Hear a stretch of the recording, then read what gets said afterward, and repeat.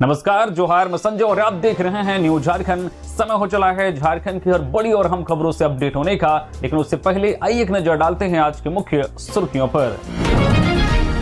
रामगढ़ से भर्ती व्यवस्था सुधार यात्रा की शुरुआत। छात्र नेता देवेंद्र नाथ महतो ने कहा, इस अभियान से गांवों और शहरों को जोड़ेंगे। आज से झारखंड में जमकर बरसेंगे बादल। 5 जिलों में ऑरेंज येलो अलर्ट। वज्रपात और तेज हवाओं की चेतावनी। आज से घर घर पहुंचेंगे बीएलओ। वोटर लिस्ट में परिवार के नामों का होगा सत्यापन। चीनी के बाद अब बढ़ी प्याज की कीमतें। झारखंड में आम आदमी की जेब पर दोहरी मार। सावन के अंतिम सोमवारी पर झारखंड के शिवालयों में उमड़ा आस्था का सैलाब। बाबा वैद्यनाथ धाम से पहाड़ी मंदिर तक गूंजा हर हर महादेव। रामगढ़ के नेवरा में गरमाया माहौल। देवेंद्र नाथ महतो की भर्ती यात्रा पर भड़के ग्रामीण, बोले मुख्यमंत्री का विरोध बर्दाश्त नहीं। झारखंड के शहरों को गार्बेज फ्री बनाएगी हेमंत सरकार। 165 करोड़ से बनेंगे 3435 टॉयलेट्स। हाथियों के रास्ते नहीं आएगा विकास। सीएम हेमंत सोरेन ने कॉरिडोर की मैपिंग व एलिवेटेड रोड पर दिया जोर। छात्रों के साथ झड़प और पिटाई मामला। जेएमएम कार्यकर्ताओं को जयराम की चेतावनी से गरमाया पारा। मनोज पांडे ने चेताया, पूछे सवाल। मराठी नहीं सीखा तो महाराष्ट्र में बेरोजगार हो जाएंगे झारखंड और बिहार के ऑटो टैक्सी चालक। तो ये थी सुर्खियां, आप जानते हैं सभी खबरों को विस्तार से। आज से घर घर पहुंचेंगे बीएलओ। वोटर लिस्ट में परिवार के नामों का होगा सत्यापन। झारखंड में आज यानी 25 अगस्त से 4 सितंबर तक मतदाता सूची का घर घर सत्यापन अभियान शुरू हो चुका है। इस दौरान बूथ लेवल ऑफिसर घर घर जाकर परिवार के सदस्यों के नाम व अन्य जानकारी की जांच करेंगे। अभियान का उद्देश्य यह सुनिश्चित करना है कि एक परिवार के पात्र सदस्यों के नाम संभव हो तो एक ही मतदान केंद्र की मतदाता सूची में दर्ज हो और कोई पात्र नागरिक सूची में शामिल होने से न छूटे। अगर किसी मतदाता का नाम गलत मतदान केंद्र पर दर्ज है तो बीएलओ उसे सही बूथ पर नाम स्थानांतरित कराने के लिए फॉर्म 8 भरने में मदद करेंगे। झारखंड में रहने वाले ऐसे लोग जिनका नाम बिहार, पश्चिम बंगाल या किसी अन्य राज्य की मतदाता सूची में दर्ज है, वे वर्तमान निवास वाले बूथ पर अपना नाम स्थानांतरित करा सकेंगे। इसके लिए फॉर्म 8 और जरूरी घोषणा पत्र देना होगा। अभियान के दौरान घरों पर फैमिली टुगेदर स्टिकर भी लगाया जाएगा। जिन पात्र लोगों का नाम मतदाता सूची में नहीं है वे फॉर्म 6 के जरिए आवेदन कर सकते हैं। युवा मतदाता ECI नेट ने से जरिए ऑनलाइन आवेदन भी कर सकते हैं। जानकारी या परेशानी होने पर 1950 हेल्पलाइन नंबर पर संपर्क किया जा सकता है। आज झारखंड में जमकर बरसेंगे बादल। 5 जिलों में ऑरेंज येलो अलर्ट। वज्रपात और तेज हवाओं की चेतावनी। झारखंड में इन दिनों मानसून सक्रिय है और राज्य के कई हिस्सों में लगातार बारिश का दौर जारी है। आज 25 अगस्त को भी झारखंड में मानसून पूरी तरह सक्रिय रहने वाला है। ओडिशा और पश्चिम बंगाल के तटीय इलाकों में बने लो प्रेशर एरिया के उत्तर पश्चिम की ओर बढ़ने के असर से राज्य के ज्यादातर हिस्सों में हल्के से मध्यम बारिश होने की संभावना बनी हुई है। मौसम केंद्र रांची ने सिमडेगा, सरायकेला खरसावां, पश्चिमी सिंहभूम, गुमला और खुंटी में भारी बारिश को लेकर ऑरेंज और येलो अलर्ट जारी किया है। वहीं रांची, पलामू और लातेहार समेत मध्य व उत्तर पश्चिम जिलों में 30 से 40 किलोमीटर प्रति घंटे की रफ्तार से तेज हवाएं चल सकती हैं। कई इलाकों में गरज चमक के साथ वज्रपात की भी चेतावनी है। मौसम विभाग के अनुसार बारिश का यह दौर अभी थमने का अल्ला नहीं है और 26 से 27 अगस्त तक भी कई जिलों में भारी वर्षा हो सकती है। इससे पहले 24 अगस्त को राज्य के ज्यादातर हिस्सों में बादल छाए रहे और रुक रुक कर बारिश होती रही है। पश्चिमी सिंहभूम के कुमारडुंगी में सबसे ज्यादा 97 मिलीमीटर बारिश दर्ज की गई। लगातार बारिश के कारण तापमान में गिरावट भी आई है और अधिकतम तापमान 29 से 31 डिग्री सेल्सियस के बीच बना हुआ है। मौसम विभाग ने वज्रपात के दौरान लोगों से खुले स्थानों से बचने और सुरक्षित जगहों पर रहने की अपील की है। रामगढ़ से भर्ती व्यवस्था सुधार यात्रा की शुरुआत। छात्र नेता देवेंद्र नाथ महतो ने कहा, इस अभियान से गांवों और शहरों को जोड़ेंगे। रामगढ़ जिले के निमरा गांव से सोमवार को छात्र नेता देवेंद्र नाथ महतो ने भर्ती व्यवस्था सुधार यात्रा की शुरुआत कर दी है। देवेंद्र नाथ महतो अपने सहयोगियों पूजा महतो और मनोज महतो के साथ दिशोम गुरु शिबू सोरेन की पैतृक गांव पहुंचे। यहां पारंपरिक रीति रिवाज के तहत शिबू सोरेन की प्रतिमा का पैर धोकर ग्रामीणों का आशीर्वाद लेकर यात्रा की शुरुआत की गई। यह यात्रा झारखंड के सभी 24 जिलों से होकर गुजरेगी और शुरुआत के बाद टीम हजारीबाग के लिए रवाना हो जाएगी। देवेंद्र नाथ महतो ने कहा कि 24 जिले 24 संकल्प एक आवाज अभियान के जरिए भर्ती व्यवस्था में सुधार की मांग को हर गांव और शहर तक पहुंचाया जाएगा। उन्होंने कहा कि भर्ती प्रक्रिया से भ्रष्टाचार खत्म करने, पेपर लीक रोकने और परीक्षाओं में पारदर्शिता सुनिश्चित करने की जरूरत है। उन्होंने 45 विवादित परीक्षाओं को लेकर किए गए फैसले को कायम रखने की मांग करते हुए कहा कि भविष्य में किसी भी परीक्षा में धांधली, पेपर लीक या लॉबिंग के जरिए नौकरी मिलने की स्थिति नहीं होनी चाहिए। इसके लिए सरकार को स्पष्ट गारंटी देनी चाहिए। चीनी के बाद अब बढ़ी प्याज की कीमतें। झारखंड में आम आदमी की जेब पर दोहरी मार। झारखंड में चीनी के बाद अब प्याज की बढ़ती कीमतों ने आम लोगों की परेशानी बढ़ा दी है। रांची समेत कई बाजारों में पिछले एक महीने में प्याज के दाम दोगुने से ज्यादा हो चुके हैं। 24 जुलाई को 25 से 30 रुपए किलो बिकने वाला प्याज अब 60 से 65 रुपए किलो तक पहुंच चुका है। रांची के पंडरा थोक बाजार में भी कीमतों में तेजी देखी जा रही है। झारखंड आलू प्याज विक्रेता संघ के अध्यक्ष मदन प्रसाद के अनुसार कर्नाटक और आंध्र प्रदेश में पानी की कमी से प्याज की फसल प्रभावित हुई है, जबकि महाराष्ट्र और मध्य प्रदेश के किसानों ने पिछले सालों में कम दाम मिलने के कारण इस बार खेती कम की थी। इसके अलावा पलामू, हजारीबाग समेत झारखंड के स्थानीय इलाकों में बेमौसम बारिश से प्याज की फसल को नुकसान हुआ है। मांग के मुकाबले आपूर्ति कम होने से कीमतें बढ़ गई हैं। कारोबारियों का अनुमान है कि आने वाले दिनों में प्याज 10 से 20 रुपए किलो तक और महंगा हो सकता है। इससे आम लोगों के घरेलू बजट पर अतिरिक्त बोझ पड़ने की आशंका है। सावन की अंतिम सोमवारी पर झारखंड के शिवालयों में उमड़ा आस्था का सैलाब। बाबा बैजनाथ धाम से पहाड़ी मंदिर तक गूंजा हर हर महादेव। सावन की अंतिम सोमवारी पर सोमवार को झारखंड के प्रमुख शिवालयों में आस्था का सैलाब उमड़ पड़ा। राजधानी रांची समेत राज्य के अलग अलग जिलों में अहले सुबह से ही मंदिरों में श्रद्धालुओं की लंबी कतारें लगी।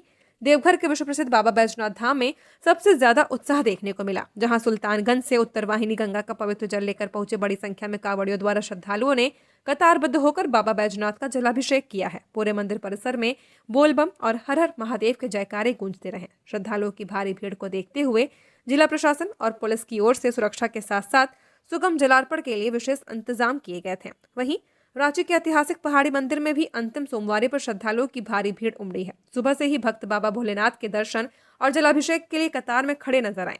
मंदिर में विशेष पूजा और श्रृंगार भी किया गया। इसके अलावा दुमका के प्रसिद्ध बासुकीनाथ धाम, रामेश्वरनाथ मंदिर समेत झारखंड के अन्य प्रमुख शिवालयों में दिन भर जलाभिषेक और पूजा अर्चना का दौर जारी रहा। सावन की अंतिम सोमवारी को लेकर मंदिरों के आसपास सुरक्षा के कड़े इंतजाम किए गए थे। बारिश और उमस के बीच भी श्रद्धालुओं का उत्साह कम नहीं हुआ और पूरा झारखंड हर हर महादेव और बोलबम के जयकारों से शिवमय नजर आया।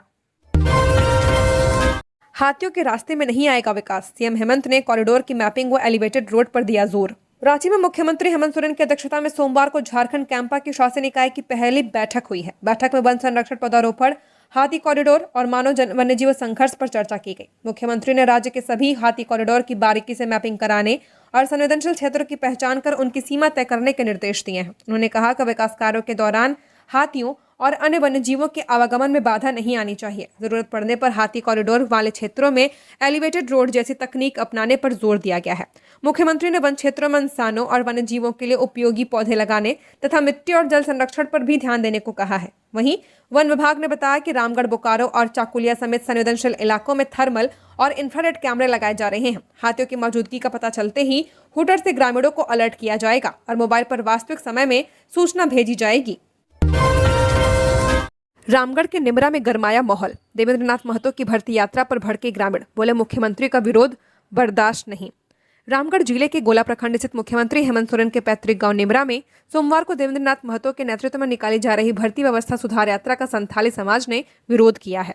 सुबह धुमकुड़िया भवन के पास मांझी हड़ाम और ग्रामीण पारंपरिक हथियारों व ढोल नगाड़ों के साथ जुटे थे। ग्रामीणों ने कहा कि लोकतांत्रिक तरीके से विरोध करने का अधिकार सभी को है, लेकिन गांव की सीमा के भीतर मुख्यमंत्री हेमंत सोरेन के खिलाफ किसी तरह का विरोध प्रदर्शन बर्दाश्त नहीं किया जाएगा। उनका कहना था कि हेमंत सोरेन उनके लिए मुख्यमंत्री के साथ गांव के मांझी हड़ाम भी हैं। विरोध के बावजूद देवेंद्रनाथ महतो के नेतृत्व में यात्रा दोपहर करीब 3 बजे बरलंगा चौक होते हुए लुकाया टांड मैदान पहुंची। यहां देवेंद्रनाथ महतो यात्रा में शामिल हुए युवाओं ने दिशोम गुरु शिबू सोरेन की आदमकद प्रतिमा पर माल्यार्पण कर श्रद्धांजलि दी। युवाओं ने भगवान बिरसा मुंडा, विनोद बिहारी महतो और शिबू सोरेन की तस्वीरें हाथों में लेकर जय झारखंड के नारे लगाए। इसके बाद भर्ती व्यवस्था सुधार यात्रा आगे के लिए रवाना हो गई। झारखंड के शहरों को गार्बेज फ्री बनाएगी हेमंत सरकार। 165 करोड़ से बनेंगे 3435 टॉयलेट्स। झारखंड के शहरी क्षेत्र में स्वच्छता सुविधाओं का विस्तार करने के लिए सरकार ने 165 करोड़ 9,57,000 रुपए मंजूर किए हैं। स्वच्छ भारत मिशन 2.0 और अन्य योजनाओं के तहत कई नगर निकायों में 3,435 निर्माण कार्य कराए जाएंगे। इनमें 2,899 घरेलू शौचालय, 110 सामुदायिक शौचालय, 327 सार्वजनिक शौचालय और 99 आकांक्षी शौचालय शामिल हैं। इसके अलावा 527 मूत्रालय भी बनाए जाएंगे। रांची, धनबाद, आदित्यपुर, गिरिडीह, सिमडेगा समेत कई शहरों में बाजार, बस स्टैंड, व्यावसायिक केंद्र, धार्मिक और पर्यटन स्थलों को प्राथमिकता दी जाएगी। ठोस कचरा प्रबंधन को मजबूत करने के लिए 11 करोड़ 66 लाख रुपए से ज्यादा की राशि भी मंजूर की गई है। उसका इस्तेमाल कचरा संग्रहण, प्रबंधन और निस्तारण की व्यवस्था बेहतर करने में होगा। वहीं पलामू, गोड्डा, सरायकेला, खरसावां, गुमला और जमताड़ा में नगर निकाय भवनों के निर्माण के लिए 38 करोड़ 64 लाख रुपए मंजूर किए गए हैं। सरकार का लक्ष्य शहरों में स्वच्छता सुविधाएं बढ़ाना, खुले में शौच और मूत्र त्याग पर रोक लगाना तथा शहरी क्षेत्रों को गार्बेज फ्री सिटी के मानकों के अनुरूप विकसित करना है। ओडिशा झारखंड सीमा पर माओवादियों को झटका, हथियारों और विस्फोटक सामग्री का जखीरा बरामद।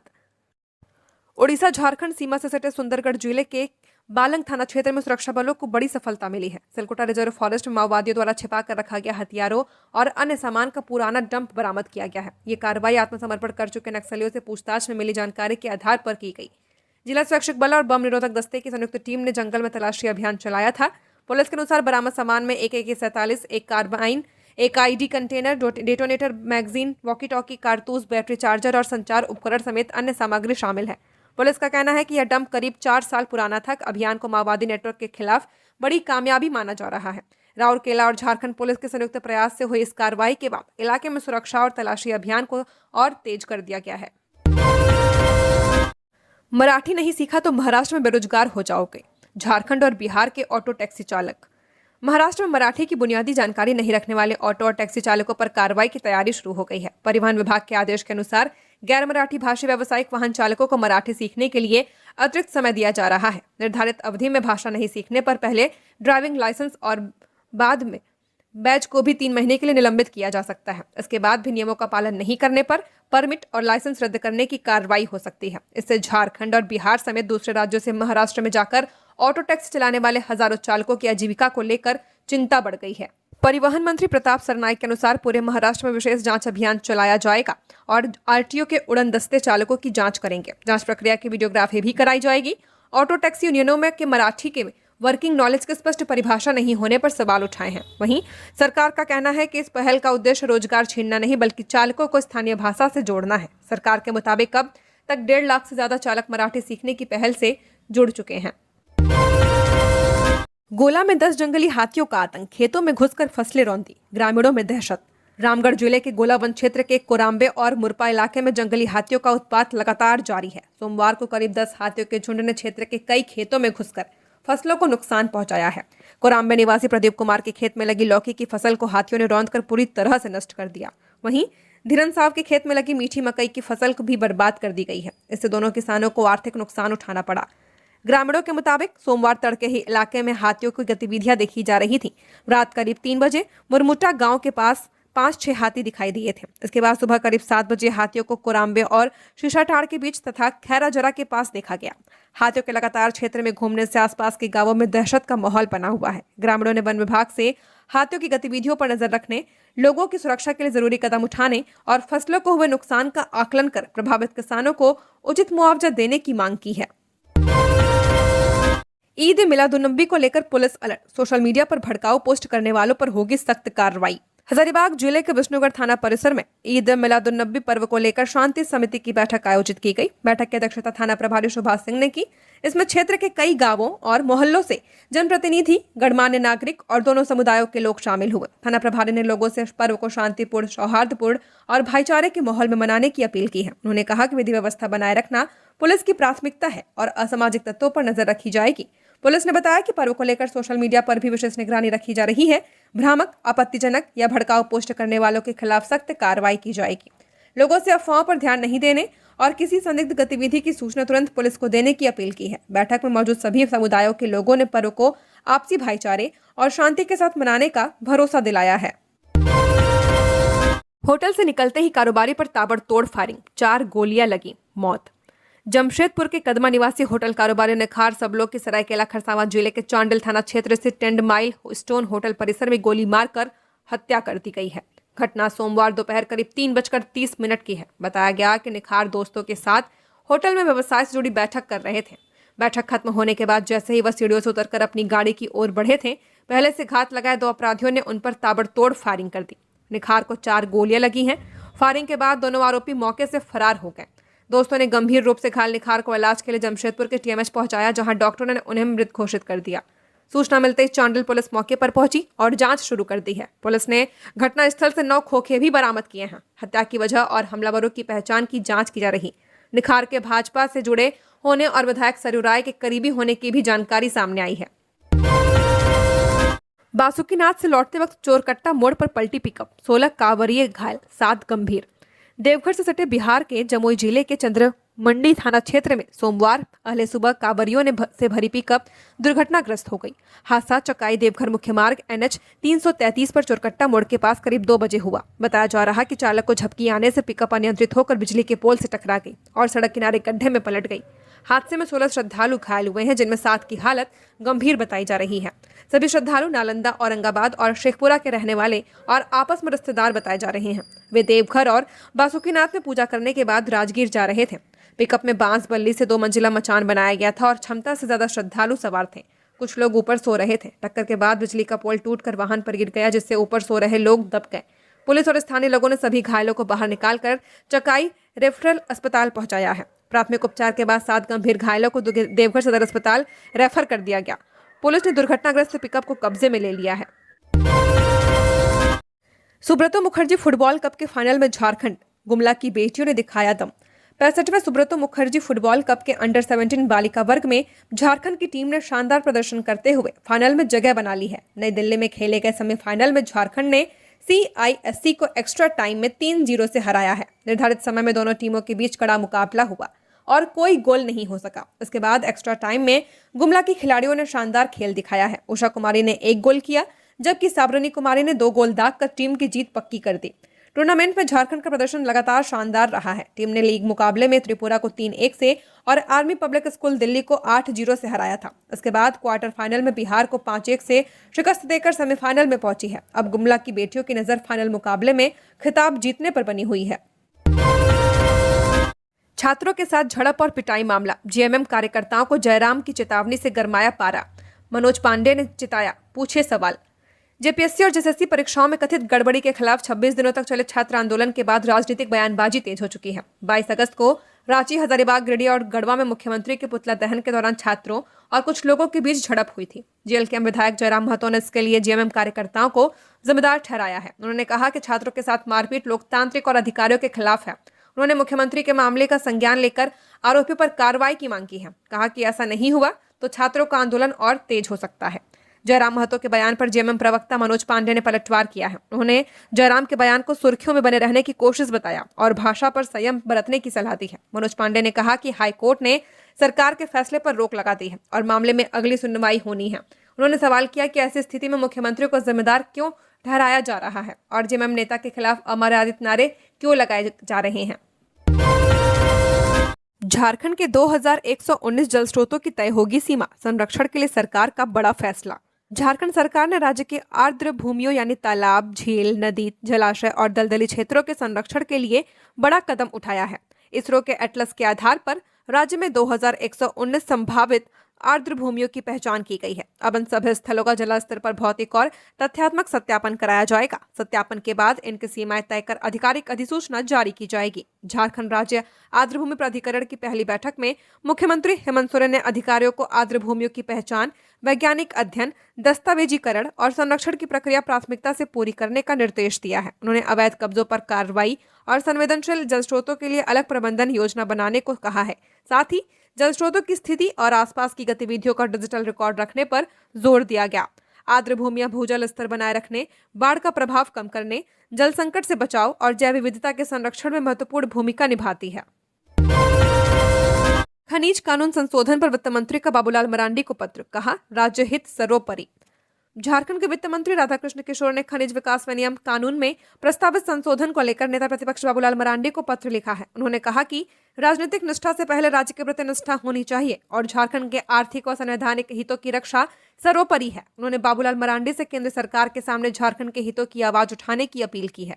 वित्त मंत्री के अनुसार कानून में प्रस्तावित संशोधन से झारखंड को आर्थिक नुकसान हो सकता है। उन्होंने दावा किया कि साल 2026-27 में राज्य को करीब 14,000 करोड़ रुपए का राजस्व मिलने का अनुमान है, जबकि संशोधन लागू होने पर इस राजस्व से वंचित होना पड़ सकता है। इसके अलावा कोयला कंपनियों पर झारखंड की करीब 1.36 लाख करोड़ रुपए की बकाया राशि पर भी असर पड़ने की आशंका जताई गई है। उन्होंने कहा कि खनन से राज्य को विस्थापन, प्रदूषण और खराब बुनियादी सुविधाओं जैसी समस्याएं भी झेलनी पड़ती हैं। सरकार जरूरत पड़ने पर संवैधानिक मंचों पर भी अपना पक्ष रखेगी। रजरप्पा में उमड़ा आस्था का सैलाब। सावन के अंतिम सोमवार पर श्रद्धालुओं की भीड़। रामगढ़ जिले के रजरप्पा स्थित प्रसिद्ध मां छिन्नमस्तिका मंदिर में सावन के अंतिम सोमवार पर श्रद्धालुओं की भारी भीड़ उमड़ी है। सुबह से ही दूर दराज के इलाकों से भक्त मंदिर पहुंचने लगे। मंदिर परिसर में श्रद्धालुओं की लंबी कतार देखने को मिली और पूरे क्षेत्र में भक्तिमय माहौल बना रहा। श्रद्धालुओं ने मां छिन्नमस्तिका की पूजा अर्चना के साथ भगवान भोलेनाथ के प्रति भी अपनी आस्था प्रकट की है और सुख शांति की कामना की है। रजरप्पा मंदिर क्षेत्र में पिछले कुछ दिनों से जंगली हाथियों की गतिविधियों की खबरें सामने आने के कारण श्रद्धालुओं के बीच उनकी मौजूदगी को लेकर चर्चा भी है। हालांकि इसके बावजूद अंतिम सोमवार पर भक्तों की संख्या में कोई कमी नहीं दिखी। लोगों ने पूरी श्रद्धा और सावधानी के साथ मंदिर में दर्शन किए हैं। सावन की अंतिम सोमवार पर रजरप्पा में उमड़ी भीड़ ने क्षेत्र में आस्था, उत्साह और श्रद्धा का खास नजारा पेश किया है। दिल में छेद वाले 20 बच्चों को मिला नया जीवन। मुफ्त इलाज के लिए कोच्चि रवाना। झारखंड में जन्मजात हृदय रोग से पीड़ित 20 बच्चों को सोमवार को मुफ्त इलाज के लिए कोच्चि स्थित अमृता अस्पताल भेजा गया है। स्वास्थ्य विभाग की पहल पर इन बच्चों की जांच, इलाज और जरूरत पड़ने पर हृदय सर्जरी बिना किसी खर्च के कराई जाएगी। आर्थिक रूप से कमजोर परिवारों के लिए यह बड़ी राहत, बड़ी खबर है, क्योंकि ऐसे ऑपरेशन में लाखों रुपए खर्च होते हैं। स्वास्थ्य मंत्री डॉक्टर इरफान अंसारी ने कहा कि पैसे की कमी के कारण किसी गरीब बच्चे का इलाज नहीं रुकना चाहिए। सरकार जांच, ऑपरेशन, दवा, अस्पताल में रहने, भोजन और जरूरी यात्रा का खर्च उठाएगी। स्वास्थ्य विभाग ने अमृता अस्पताल के साथ मिलकर करीब 100 बच्चों के इलाज का लक्ष्य रखा है। पहले भी विभाग की मदद से कई बच्चों की सफल हृदय सर्जरी कराई जा चुकी है। आरबीएसके की टीम बच्चों की पहचान से लेकर इलाज तक सहयोग करेगी। ऑपरेशन के बाद भी बच्चों के स्वास्थ्य और फॉलोअप की निगरानी की जाएगी। विभाग के अनुसार आगे भी बच्चों को चरणबद्ध तरीके से कोच्चि भेजा जाएगा। दुबई में फंसे झारखंडी मजदूर से लेकर देवघर में किशोर की मौत तक सीएम ने लिया संज्ञान। मुख्यमंत्री हेमंत सोरेन ने सोशल मीडिया पर सामने आए 2 मामलों पर संज्ञान लेते हुए अधिकारियों को कार्रवाई के निर्देश दिए हैं। पहला मामला गिरिडीह के बागोदर थाना क्षेत्र के अटका गांव निवासी रामेश्वर दास का है, जो करीब 4 महीने से दुबई में फंसे हुए हैं। बताया गया कि रामेश्वर 6 मई को एक ठेकेदार के माध्यम से पर्यटक वीजा पर काम की तलाश में दुबई गए थे। परिजनों के अनुसार वहां पहुंचने के बाद उनसे संपर्क कम होता गया और पिछले 5 दिनों से उनका मोबाइल भी बंद है। परिजनों ने सरकार से सुरक्षित वापसी की गुहार लगाई है। मुख्यमंत्री ने प्रवासी सेल को मामले में तत्काल कार्रवाई का निर्देश दिया है। दूसरा मामला देवघर में 13 साल के किशोर की मौत से जुड़ा हुआ है। मृतक की बहन सुरभि केसरी ने आरोप लगाया कि किशोर की पिटाई से मौत हुई है और मुख्य आरोपी को पुलिस ने छोड़ दिया है। उन्होंने क्षेत्र में नशे के कारोबार का भी आरोप लगाया। मुख्यमंत्री ने देवघर पुलिस और उपायुक्त को मामले की जांच कर सख्त कार्रवाई और रिपोर्ट देने का निर्देश दिया है। झारखंड शिक्षा विभाग में प्रमोशन, 22 शिक्षा पदाधिकारियों को नई जिम्मेदारी। झारखंड के स्कूली शिक्षा एवं साक्षरता विभाग ने सोमवार को 22 शिक्षा पदाधिकारियों को प्रमोशन देते हुए नई जिम्मेदारी सौंपी है। इनमें कई जिला शिक्षा पदाधिकारी और शिक्षा शिक्षक शामिल हैं। प्रमोशन के बाद अधिकारियों को उप निर्देशक और जिला शिक्षा पदाधिकारी के समकक्ष पदों पर पदस्थापित किया गया है। इसके साथ ही उनका वेतनमान पे मैट्रिक्स लेवल 9 से बढ़कर लेवल 11 हो गया है। प्रमोशन पाने वालों में बोकारो के प्रवीण रंजन, पश्चिमी सिंहभूम के प्रिंस कुमार, रामगढ़ के अभय कुमार शिल, हजारीबाग की कुमारी नीलम, पूर्वी सिंहभूम के निशु कुमारी और गिरिडीह के विनय कुमार समेत कई अधिकारी शामिल हैं। कुछ अधिकारियों को प्रमोशन मिलने के बावजूद फिलहाल उनके मौजूदा पद पर ही रखा गया है। इनमें डाइट पाकुड़ के प्राचार्य संतोष गुप्ता और झारखंड शिक्षा परियोजना की परिषद के प्रशासनिक पदाधिकारी मनोज कुमार शामिल हैं। रिटायर्ड उप निदेशक जयंत कुमार मिश्र को भी 30 जनवरी 2026 से प्रमोशन दिया गया है। वास्तविक वित्तीय लाभ नए पद का प्रभार लेने की तारीख से मिलेगा। राज्य में अगले माह से एयर होस्टेस और ग्राउंड क्रू का प्रशिक्षण। राज्य में झारखंड अब युवाओं के लिए एयर होस्टेस, फ्लाइट स्टीवर्ड और ग्राउंड क्रू का प्रशिक्षण शुरू करने जा रहा है।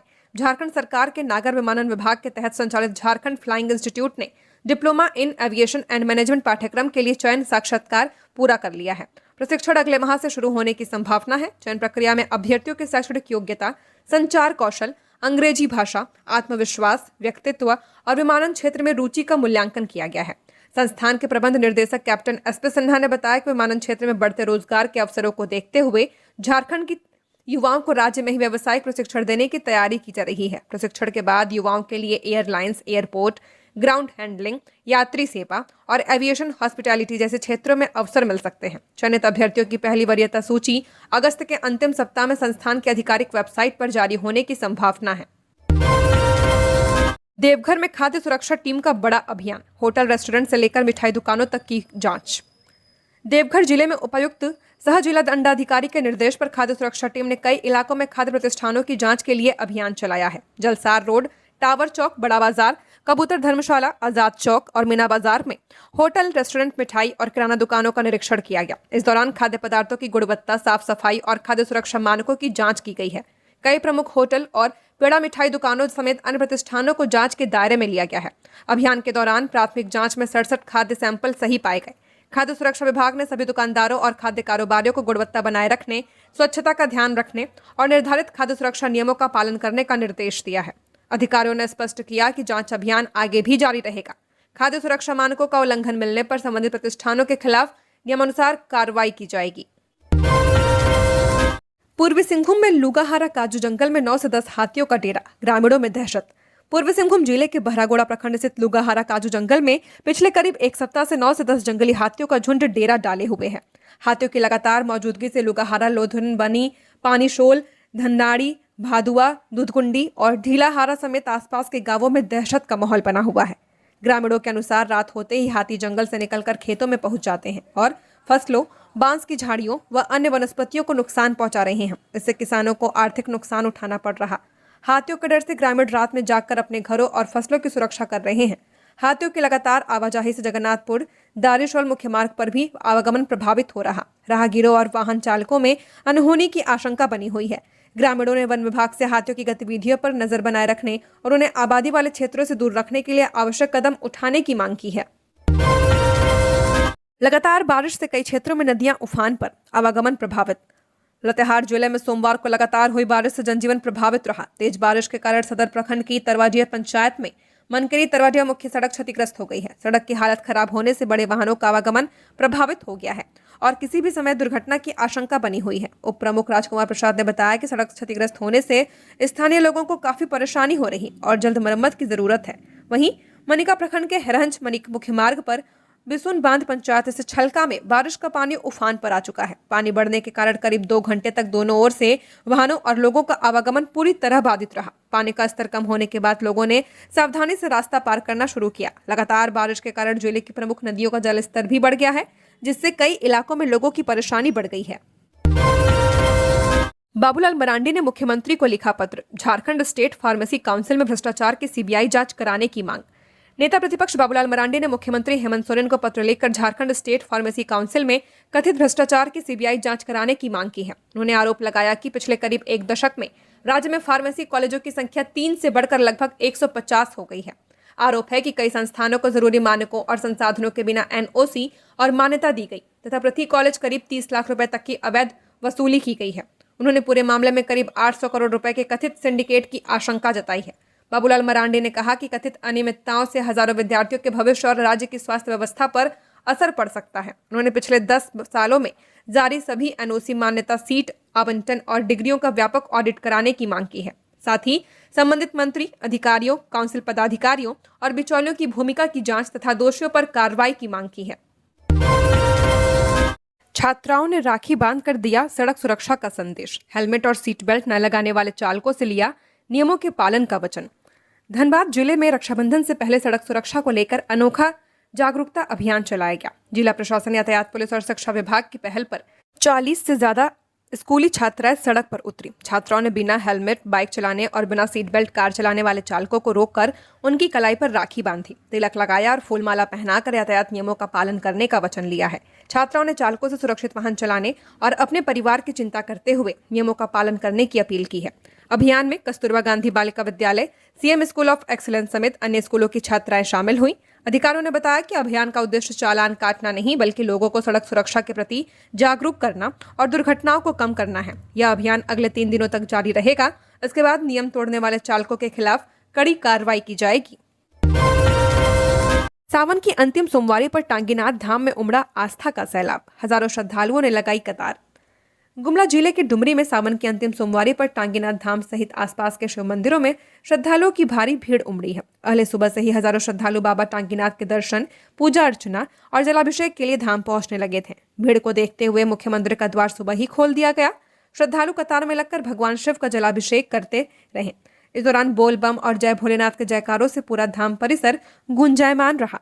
श्रद्धालुओं की सेवा के लिए भंडारे का भी आयोजन किया गया था। संयोजक श्याम बिहारी यादव की ओर से खीर और बाबा टांगीनाथ धाम समिति की ओर से खिचड़ी का प्रसाद बांटा गया है, जिसमें बड़ी संख्या में श्रद्धालुओं ने प्रसाद ग्रहण किया। भारी भीड़ को देखते हुए प्रखंड प्रशासन, मंदिर समिति और स्वयंसेवकों को अलग अलग स्थानों पर तैनात किया गया था। सभी ने भीड़ को नियंत्रित करने और श्रद्धालुओं को पूजा के दौरान किसी तरह की परेशानी न हो, इसका पूरा ध्यान रखा गया। रामगढ़ फैक्ट्री हादसे में घायल मजदूर से मिले सुदेश महतो, उच्च स्तरीय जांच की मांग।